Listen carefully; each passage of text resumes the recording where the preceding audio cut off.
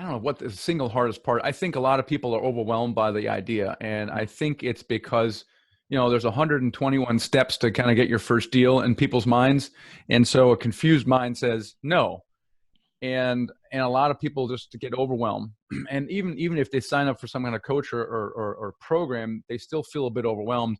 And the way to overcome that, in my experience, is just do the next three things. Right? Everybody, if you're trying to do anything in life, you know the next three things you got to do, right? You got to read a book, go to a conference, call an investor, whatever it is. You write them down and you do them. So let's say you knock it out in a week. You cross them off your list. Great. You write the next three things down and you do that the next week and you cross those off and you keep doing that all of a sudden, without thinking too much. And then, two months later, you look at all your sticky notes you crossed off. You look up and you're like, holy cow, I've done a lot of stuff.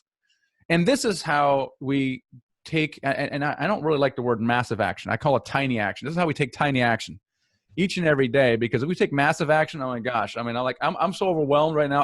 I'm not even going to try.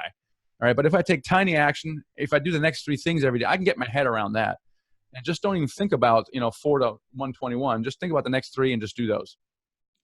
I really like that. As you talk, I've never heard somebody talk about taking tiny action. As far as the massive action, you hear often, but it makes sense that you get overwhelmed and then you kind of quit, or you get scared of it, right? Or or worse, you never get started. That's the most thing, because once you do get started, with our students, we get into a pattern of 60 days. All we do is activity.